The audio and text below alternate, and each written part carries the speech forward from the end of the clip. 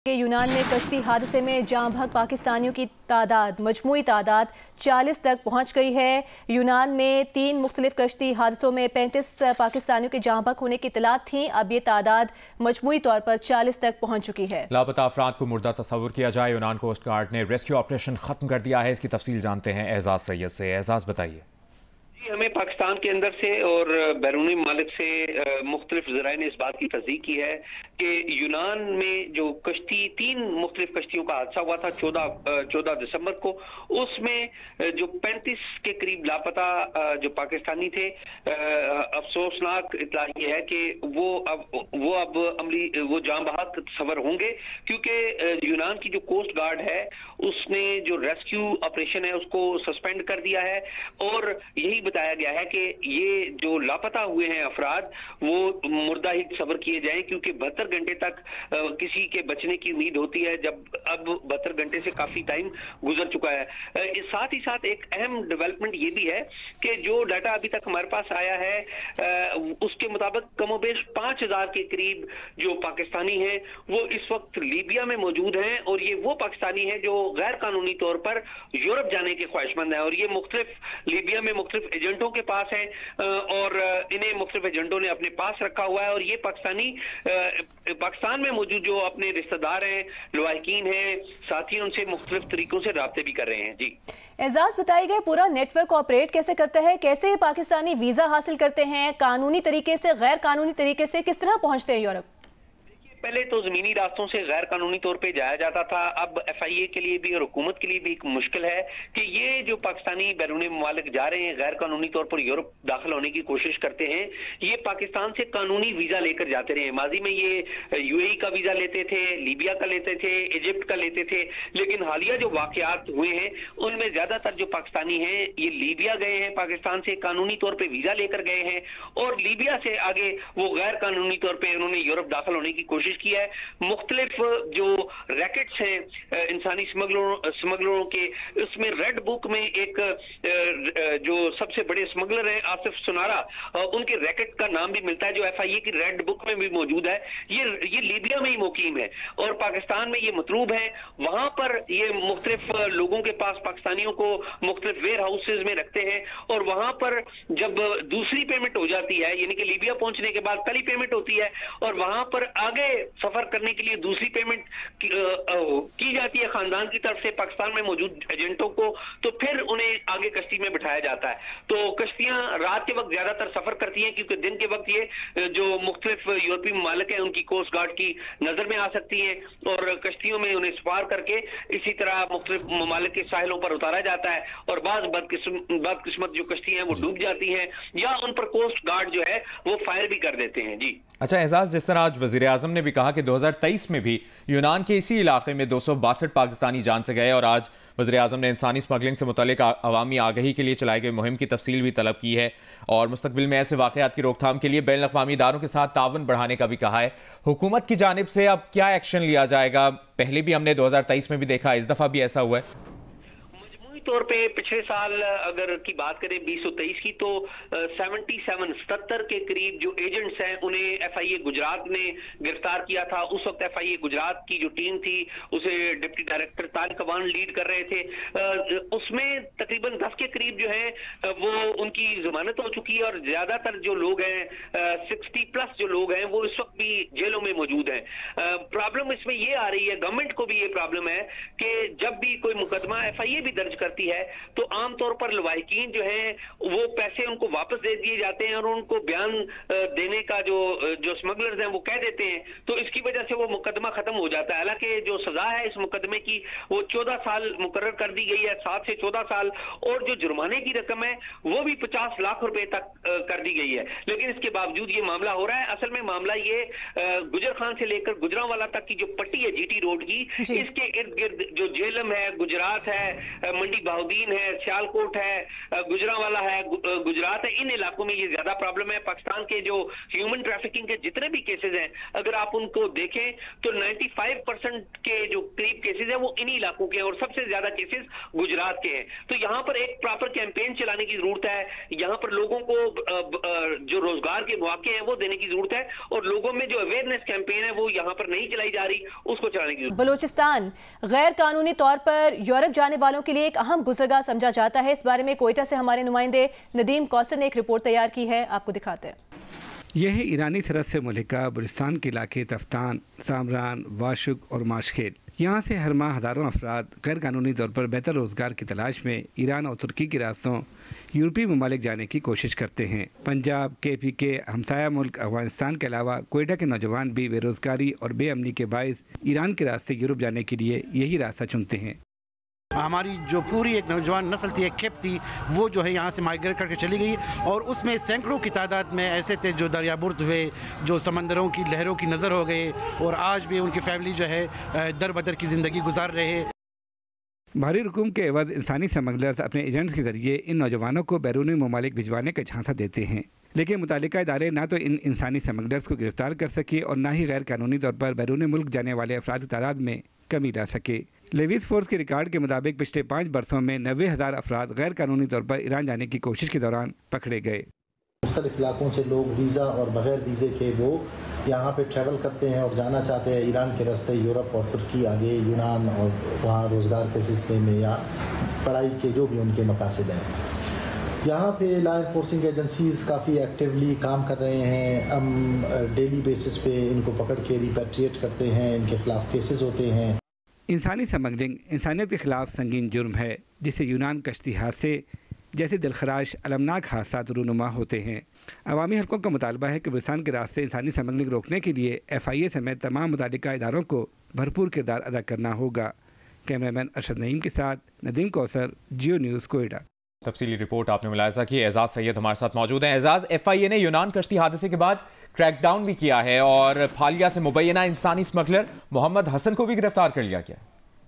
जी बिल्कुल, FIA ने इस सारे वाक़े के बाद एक्टिवली काम शुरू किया हुआ है और FIA में गुजरात के डिप्टी डायरेक्टर हैं बिलाल, उन्होंने कार्रवाई की है और एक जो इंसानी स्मगलर है उसको गिरफ्तार किया है। इंसानी स्मगलर का नाम जिस पर इल्जाम है मोहम्मद हसन बताया जाता है और मोहम्मद हसन पर इल्जाम है कि इन्होंने एक शख्स थे हाजी अहमद, इनसे 25 लाख रुपए वसूल किए थे।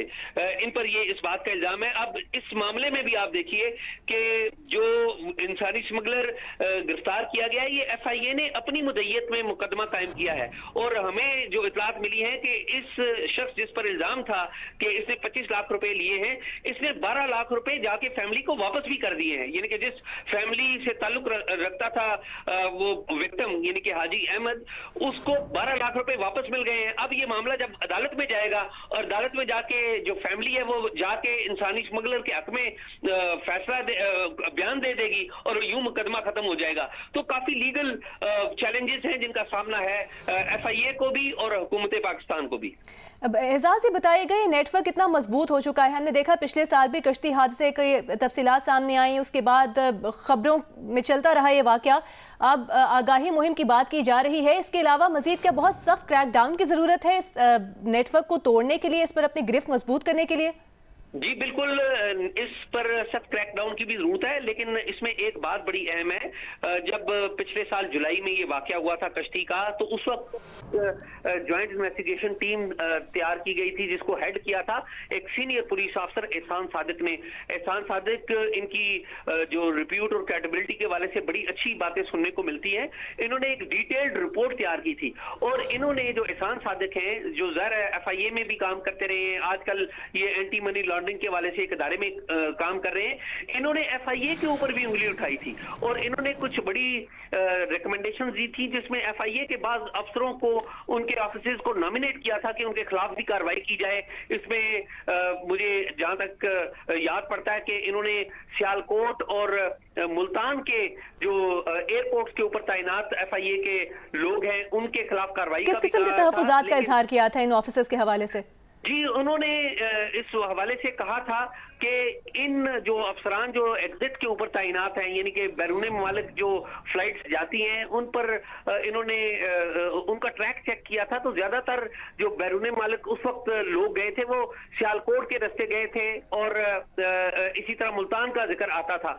तो इन्होंने उस दौरानिए में जो विक्टिम थे, जो जिस एयरपोर्ट से गुजरे थे, वहां के FIA हुकाम के खिलाफ कार्रवाई करने की भी इन्होंने सिफारिश की थी, क्योंकि ज्यादातर जो विक्टिम्स हैं वो एक दो एयरपोर्ट से जहां से जा रहे थे। तो इन्होंने शक जाहिर किया था कि उस एयरपोर्ट पर जो FIA के इमिग्रेशन हुकाम तैनात हैं वो उनकी कोई मिली भगत नजर आती है। तो एक तफसीली रिपोर्ट थी जो पब्लिक में तो कभी नहीं आई। अलबत्ता जो मौजूदा वजीर दाखिला है मोहसिन नकवी, जब ये इन्होंने वजारत दाखिला का कलमदान संभाला तो इन्होंने आते साथ पहला ऑर्डर ये किया था कि यूनान कश्ती का जो 2023 का मामला है उसकी रिपोर्ट इनको दी जाए, लेकिन मोहसिन नकवी भी उसके ऊपर काम नहीं कर सके, या ये इनका ऑर्डर अगर इन्होंने दिया भी तो उस पर अमल दरामद नहीं हो सका। तो FIA के अंदर भी एक ऑपरेशन की जरूरत है और FIA के जो मौजूदा DG हैं उनके हवाले से अच्छी बातें हम सुनते हैं। तो ये की जा रही है कि वो जो मौजूदा जो DG हैं वो भी शायद उनको भी ये रिपोर्ट दी जाएगी, क्योंकि ये तो अभी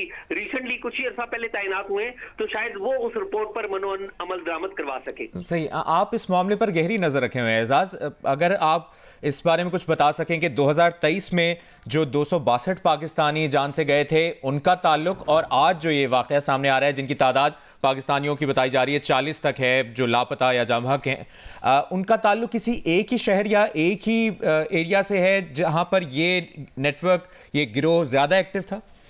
जी, ये ज्यादातर का जो ताल्लुक है ये मंडी बाउद्दीन, गुजरात, सियालकोट और गुजरांवाला के इलाके के लोग हैं, और जो रैकेट्स हैं वो भी इन्हीं इलाकों में मौजूद हैं। और ये जो रैकेट्स हैं वो ये नहीं है कि तमाम मुकम्मल रैकेट एक ही जगह पर मौजूद है।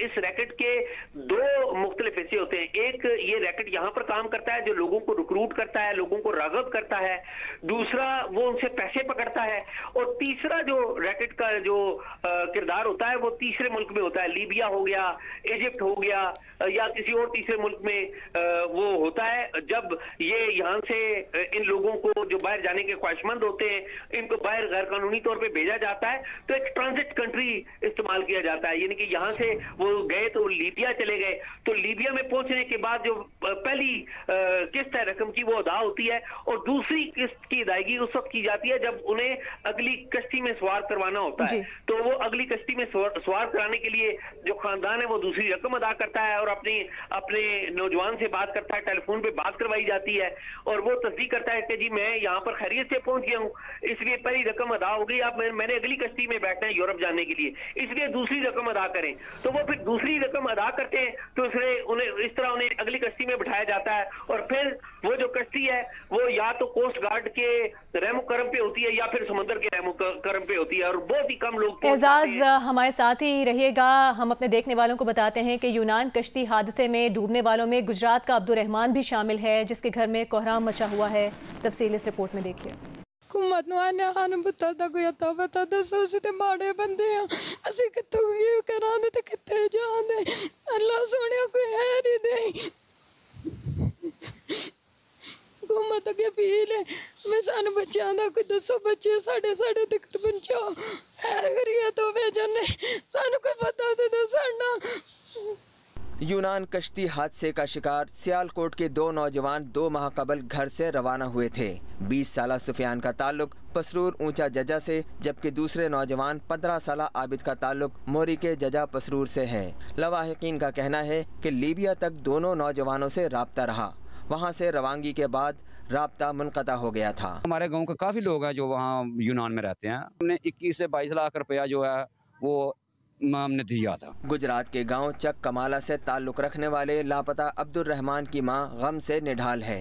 मां अपने लख्ते जिगर को देखने के लिए राहें तक रही है। 1 महीना ते 1 दिन हो गया पुत्र घरों निकले, बहुत दिन गल हुई, उस तो बाद गल नहीं हुई। बार बच्चों ने अपनी सलाह कर ली तो 3-4 बच्चे तो गए, 2 पहुंच गए हैं, बाकी इसमें हादसा हो गया।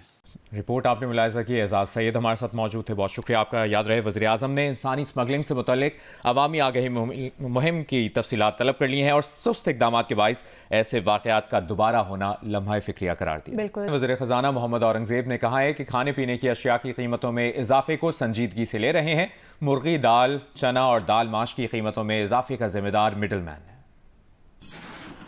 तो ये एक बहुत अच्छी पेशकदमी हुई है, because all of this macro economic stability ultimately has to help out the real economy. और इसी तरह जो इन्फ्लेशन है, और इस पे बहुत एक बात होती है कि इसका जो आम इंसान है, for the common man is that making a difference. तो इसी ECC में हमने तकरीबन 1 महीना पहले इसका अहाता किया था और कुछ कमोडिटी प्राइसेस को हमने देखा था with this cabinet colleagues and all the honourable secretaries who are here. और उनके साथ हमने ये देखा था कि 3 चीज़ों पे, कि जो मुर्गी की कीमत है, जो पोल्ट्री प्राइस है, जो माश की दाल है और चने की जो दाल है, इन तीनों का हमने देखा कि इनका क्या ट्रजेक्टरी थी जो इंटरनेशनल लेवल पे है। इंटरनेशनल लेवल पे ये प्राइसेस कम आ रही थी, ट्रांसपोर्टेशन कम हुई, पेट्रोलियम प्राइसेस कम हुई, लेकिन इस मुल्क में ये प्राइसेस ऊपर जा रही थी।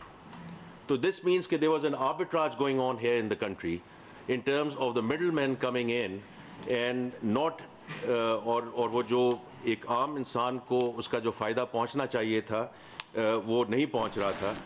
मेयर कराची मुर्तज़ा वहाब ने बिन कासिम टाउन में नेस्ले पाकिस्तान के वाटर प्लांट का इफ्तिताह कर दिया। वाटर प्लांट से रोजाना 10,000 से ज़ायद अफराद को पीने का साफ पानी मिलेगा।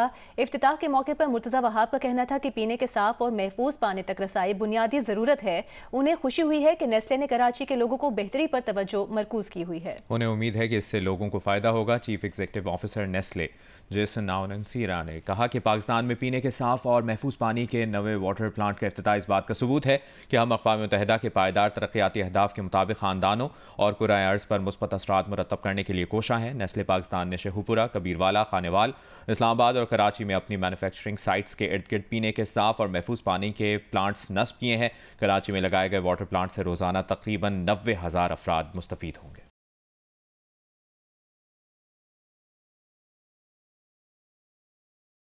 कौमी असम्बली में इंटरनेट स्पीड में कमी के मामले पर हुकूमती इत्तेहादी पीपल्स पार्टी के अरकान ने हुकूमत को सख्त तनकीद का निशाना बनाया है। पीपल्स पार्टी की रहनुमा शाज़िया मरी ने कहा कि गुज़श्ता रोज़ उन्हें हंसी आ रही थी कि ऐसे इंटरनेट स्पीड में डिजिटल नेशन बिल लाया गया है। इस मुल्क में आईटी का क्या निज़ाम है, इंटरनेट की क्या हालत है, आप डिजिटल नेशन पाकिस्तान का बिल ले आते हैं। मुझे तो हंसी आ रही थी उस दिन वो बिल जब आया कि कौन से इंटरनेट पे और कौन से डिजिटल पाकिस्तान पे हम बात कर रहे हैं जहाँ पे इंटरनेट फैसिलिटी है ही नहीं, और यहाँ पर जो जिम्मेदार हैं वो यूज़र्स को कहते हैं कि जी आपका इंटरनेट सर्विस प्रोवाइडर गलत होगा, इंटरनेट सही है, ये कहा जाता है। फायर वॉल सुन के हमारे कान पक गए। जो कादिर पटेल ने कहा हर चीज दुरुस्त है, जवाब नहीं मिल रहा। पीपल्स पार्टी के अब्दुल कादिर पटेल ने कौमी असम्बली से खिताब में कहा कि उन्होंने इंटरनेट का ऐसा सत्यानाश कभी नहीं देखा। ना एक्स चल रहा है, ना वाई और जेड, ना वॉइस नोट खुल रहा है और ना तस्वीर। कारोबार और बच्चों की तालीम का नुकसान हो रहा है। हमारा ख्याल था कि शायद वो ज़्यादा बेहतर जानती हैं कि आया इतना सत्यानाश इंटरनेट का क्यों मार दिया गया है इस मुल्क में। आप एक्स उठा लें, आप वाई उठा लें, आप जेड उठा लें, यहाँ वॉइस नोट नहीं खुलते, तस्वीरें नहीं खुलती। ये कौन सी फायरवॉल आप लगा रहे हैं जो लगते नहीं लग रही अब तक आपके पास? खुदा के वास्ते जिन लोगों के कारोबार इससे मुंसलिक हैं उनको अरबों का नुकसान हो रहा है, स्टूडेंट्स की पढ़ाई मुतासिर हो रही है, लोगों के मैसेजेस किसी हद तक आपको जो करना है करें, लेकिन कर चुके हैं। अब तो ऐसा सत्यानाश कभी नहीं हुआ। अगर आप कहते हैं कि जी कैबिनेट डिवीजन जिम्मेदार है, तो मैं नहीं चाहूंगा कि मैं वजीर आजम साहब को इसका जिम्मेदार ठहराऊं। आप कहें कि हम खुद जिम्मेदार हैं। मैं नहीं चाहता कि लीडर ऑफ हाउस तक बात जाए। तो मेहरबानी करके सर, इतनी बदहाली मैंने किसी वजारत की कभी जिंदगी में नहीं देखी जो कारकर्दगी इस वक्त इनकी है। मेरा क्वेश्चन ये कि ये फुल स्पीड से इंटरनेट चलना कब शुरू होगा? खुदा के वास्ते इसका जवाब दें। वज़ीर मुमलिकत बराए IT शिजा फातिमा ख्वाजा ने कहा है कि माइक्रो ब्लॉगिंग ऐप एक्स को वज़ारत दाखिला की हिदायत पर बंद किया गया है। कौमी असम्बली में इज़हार ख्याल करते हुए शिजा फातिमा ने कहा कि कौमी सलामती से बढ़कर कुछ नहीं होता, पाकिस्तान को साइबर सिक्योरिटी बढ़ाना होगी। सिर्फ 2% पाकिस्तानियों के ज़ेर इस्तेमाल एक्स की बंदिश का मतलब इज़हार राय पर पाबंदी नहीं है। इज़हार राय पर पाबंदी लगाना होती तो फेसबुक और टिकटॉक बंद करते। ये जो पर्टिकुलर केस है is a directive of ministry of interior to PTA, और ये जो भी अब उनके कंसर्न्स उन्होंने उसके अंदर रेज किए हैं उसके बिहाफ पे PTA ने एक्स को बैन किया है। एक्स की यूजेज 2% से भी कम लोग करते हैं पाकिस्तान के अंदर, और अगर तो इसको बंद करने का मकसद आज़ादी राय के ऊपर अटैक करना होता तो आज एक्स ना बंद होता, शायद टिकटॉक और फेसबुक बंद होते। हमें शौक नहीं है कि इंटरनेट बंद हो, ना हमें उससे कोई फ़ायदा होता है ना खुशी मिलती है, ना मेरे पास कोई बटन है जिससे मैं इंटरनेट बंद करती हूँ। सर नेशनल सिक्योरिटी से आगे तो कोई चीज़ नहीं है। And with the transition of paradigms, whether it's economic paradigm और सिक्योरिटी पैराडाइम, जैसे जैसे ये सिक्योरिटी पैराडाइम टेक्नोलॉजी की तरफ शिफ्ट होगा, हमें साइबर सिक्योरिटी बेहतर करनी है सर इस मुल्क की। यूज़र एक्सपीरियंस में हम डिनाई नहीं करते कि there have been challenges in the last couple of months.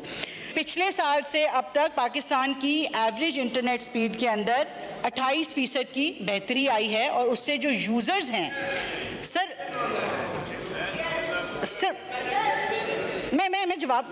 मुझे जवाब तो देने दें। मुख्तलिफ वजूहात की वजह से हमें डेफिनेटली चैलेंजेस हैं। कहीं पे इंटरनेट की कंजेशन है, कहीं पे स्पेक्ट्रम अवेलेबिलिटी की चैलेंजेस हैं, हमारे मुल्क के अंदर फाइबराइजेशन 2% से कम है। सिक्योरिटी के लिए भी जब जब इंटरनेट बंद किया गया, फिक्स लाइन नहीं बंद हुई।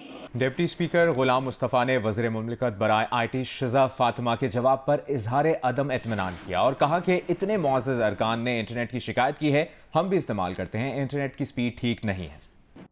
अभी आपसे गुजारिश है कि इसमें कोई शक नहीं है कि इंटरनेट सर्विस को बेहतर होना चाहिए। There is room for improvement. उसको जो ऑनरेबल सारे मेंबरान ने ये उठाया है, तो हम भी इसको इस्तेमाल करते हैं, फील करते हैं कि इसको बेहतर होने की ज़रूरत है। आगे बढ़ते हैं, आपको बताते हैं स्पीकर कौमी असम्बली अयाज सादिक ने हुकूमत और अपोजिशन को मुज़ाकरात में सहूलत फराहम करने की पेशकश कर दी। स्पीकर अयाज सादिक का कहना है कि मुज़ाकरात के लिए उनका दफ्तर और घर हर वक्त हाजिर है। अयाज सादिक ने कहा कि हुकूमत और अपोजिशन में तलखियाँ ख़त्म करने के लिए मुज़ाकरात ज़रूरी हैं। वो सियासी इशू समेत किसी भी मामले पर मुज़ाकरात में किरदार अदा करने को तैयार है। मैं ये कहना चाहता हूँ कि स्पीकर का दफ्तर, स्पीकर का घर 24 घंटे खुला है। अगर अपोजिशन और गवर्नमेंट तशरीफ़ लाना चाहें और मुज़ाकरात की बात करना चाहें, मिल बैठ के तलखी ख़त्म करने की बात करना चाहें, मुल्क के मफाद की जो चीज़ें हैं उनको सामने रख के उनके ऊपर डिस्कशन किया जाए, लॉ एंड ऑर्डर की सिचुएशन है उसके ऊपर नज़र डाली जाए, तो हम अगर बैठ के ये बात करना चाहें, और इस तरह की बेशुमार और चीज़ें, क्लाइमेट के इश्यूज़ हैं, सूबों की खुद मुख्तारी का इशू है, हम इन सारी चीज़ों के ऊपर स्पीकर का दफ्तर है। जब तक मैं स्पीकर हूँ, मैं इसमें इंशाअल्लाह कोई कमी नहीं आने दूँगा, और मेरे लिए काबिल एहतराम है मेरे मेंबरान, चाहे वो ट्रेजरी के हैं चाहे वो अपोजिशन के। रहनुमा नून लीग इरफान सिद्दीकी ने PTI से मुज़ाकरात में इंतखाबी धांधली और मुकदमात पर बात का इम्कान मुस्तरद कर दिया है। पार्लियामेंट हाउस के बाहर गुफ्तगू में इरफान सिद्दीकी ने कहा कि फॉर्म 47 और मैंडेट वापसी जैसे हर धर्मी वाले निकात मुज़ाकरात में शामिल ना किए जाएं। केसेस किनारे पर आन लगे हैं, जेलों के दरवाजे कैसे खोल दें। अब हमसे हाथ मिलाना कोई जुर्म नहीं रहा, तो सब बिस्मिल्लाह ज़रूर हाथ मिलाएं, लेकिन बात वो करें जो सियासत को, मामलात को आगे ले जाने वाली हो। हट दर्मी के निकात उसके अंदर ना रखें। ये नहीं हो सकता है कि जी फॉर्म 47 की बात करें और 45 की बात करें और हमारा मैंडेट हमें दे दें और जेलों के दरवाजे खोल दें। किस तरह हो सकता है? आपके केसेस चल रहे हैं, किनारे आ लगे हैं। आप जमहूरियत के लिए करें, इकानमी के लिए करें, माहौल को ठीक करने के लिए करें, पार्लियामेंट के अंदर का जो माहौल है फ़ज़ा ठीक करने के लिए करें। लेकिन मसला पता है क्या है? मसला ये है कि उनके यहाँ कमांड कोई नहीं है। एक कमांड है जो बैठी हुई है बनीगाला के अंदर, सॉरी अडयाला जेल के अंदर। दूसरी कमांड है जो पेशावर बैठी हुई है। कहते हैं जी हम काल देने वाले हैं पाकिस्तानियों को, कोई पैसा ना पाकिस्तान भेजो। तीसरी तरफ कहते हैं जी हम बहुत अच्छे हैं, हमसे बात करो। ऐसा नहीं हो सकता है।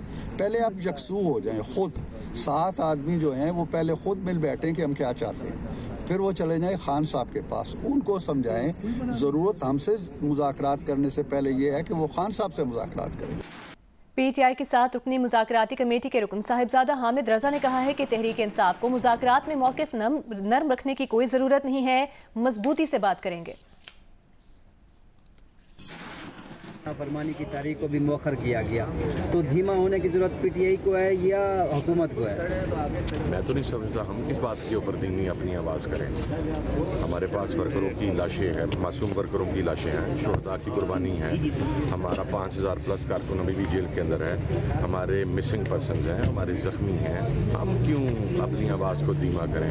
मैं ऐसी हर ज़ाहिर है अगेन हर इंसान का अपनी एक सोच होती है और अपना एक नुक्ता नज़र होता है। मेरी सोच और मेरे नुक्ता नज़र के अंदर कोई भी बात धीमी हमें करने की, ऑन द लो टून जाने की हमें कोई ज़रूरत नहीं है, इसलिए कि हम रिसीविंग एंड के ऊपर हैं। इस हुकूमत की फिस्तायत, इस हुकूमत का जुल्म, इसका टॉर्चर, इसका गैर इंसानी सलूक, उसके ऊपर तो हम तो अग्रेसिवली ही जाएंगे।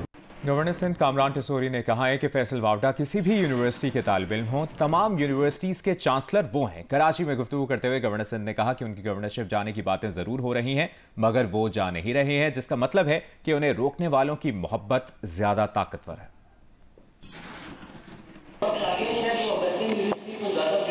यार खुदा का वास्ता, फैसल वावडा मेरा भाई है, वो किसी भी यूनिवर्सिटी से पढ़ा हो, लेकिन सभी यूनिवर्सिटियों का चांसलर मैं हूँ भाई। इतनी मोहब्बतें, इतनी दोस्तियों के बावजूद आपके जाने की खबरें क्यों आती रहती हैं? लेकिन ये आप नहीं देख रहे कि जा नहीं रहे। इसका मतलब भेजने वालों से ज्यादा मोहब्बत रोकने वालों की। पाकिस्तान स्टॉक एक्सचेंज में शदीद मंदी की लहर देखने में आ रही है। PSX 100 इंडेक्स में 3790 पॉइंट्स की कमी देखने में आई, जिसके बाद PSX 100 इंडेक्स 1,11,070 पॉइंट्स पर बंद हुआ है। माहिरीन का कहना है कि स्टॉक मार्केट में करेक्शन आ रही है, जल्दी रिकवरी भी हो जाएगी। अभी आपको बताएं, पाकिस्तान ने जनूबी अफ्रीका को पहले वनडे मैच में 3 विकेटों से शिकस्त देकर 3 मैचेस की सीरीज में 1-0 की बढ़तरी हासिल कर ली। बाद में जनूबी अफ्रीकी ओपनर्स ने 70 रन का आगाज फराहम किया, फिर सलमान अली आगा ने डिजोर्जी, रेकल्टन, वेनेड्यूसन और स्टब्स की विकेटें हासिल की। हेनरिक क्लासन ने 86 रन की इनिंग्स खेलकर जनूबी अफ्रीका का स्कोर 9 विकेट पर 239 रन तक पहुंचाने में अहम किरदार अदा किया। अबरार अहमद ने 2, साइम अयूब और शाहीन आफरीदी ने 1-1 विकेट हासिल की। जवाब में पाकिस्तान के 4 खिलाड़ी 60 रन पर पवेलियन लौट गए। फिर साइम अयूब और सलमान आगा ने 141 रन की शानदार शराकत लगाई। साइम अयूब ने 3 छक्कों और 10 चौकों की मदद से 109 रन की इनिंग्स खेली। उनके आउट होने के बाद टीम कुछ लड़खड़ाई, लेकिन सलमान अली आगा आखिर वक्त तक क्रीज पर डटे रहे। 82 रन बनाकर नॉट आउट रहे। पाकिस्तान ने हदफ 3 गेंदों कबल हासिल करके 3 मैचों की सीरीज में 1-0 की बढ़तरी हासिल कर ली। चेयरमैन PCB मोहसिन नकवी की रियाद में सऊदी अरब क्रिकेट फेडरेशन के चेयरमैन शहजादा सऊद बिन मशल आल सऊद से मुलाकात हुई। चेयरमैन PCB मोहसिन नकवी ने क्रिकेट के फरोग और स्टेडियम्स की तामीर के हवाले से हर मुमकिन ताउन की पेशकश की है। रियाद में होने वाली मुलाकात में सऊदी अरब में क्रिकेट के फरोग और खिलाड़ियों की डेवलपमेंट पर तबादला ख्याल किया गया। चेयरमैन PCB मोहसिन नकवी की chairman Saudi Arabia cricket federation Saud bin Mishal Al Saud को चैंपियंस ट्रॉफी टूर्नामेंट के मैचेस देखने के लिए पाकिस्तान के दौरे की दावत दी, जबकि मोहसिन नकवी ने क्रिकेट के फरोग और स्टेडियम्स की तामीर के हवाले से हर मुमकिन यकीन दहानी कराई और सऊदी अरब के खिलाड़ियों को तरबियत देने की पेशकश भी की। चेयरमैन PCB मोहसिन नकवी का कहना था कि क्रिकेट डेवलपमेंट के लिए प्लेयर्स एक्सचेंज प्रोग्राम शुरू किया जा सकता है। सऊदी अरब अपने उभरते हुए खिलाड़ियों को पाकिस्तान भिजवा सकता है। चेयरमैन सऊदी अरब क्रिकेट फेडरेशन ने कहा कि हम प्लेयर्स डेवलपमेंट पर काम कर रहे हैं, पाकिस्तान के साथ क्रिकेट के फरोग के लिए करीबी ताउन के साथ काम करना चाहते हैं। चेयरमैन PCB मोहसिन नकवी ने सऊदी अरब के नायब वजीर खेल बदर बिन अब्दुल रहमान अल कारी से भी मुलाकात की, जिसमें अंपायर, कोचेज और खिलाड़ियों के एक्सचेंज प्रोग्राम मुतारिफ कराने पर इत्तफाक हुआ। चेयरमैन PCB मोहसिन नकवी ने कहा कि विमेंस क्रिकेट पर सऊदी अरब के साथ ताउन पर तैयार है।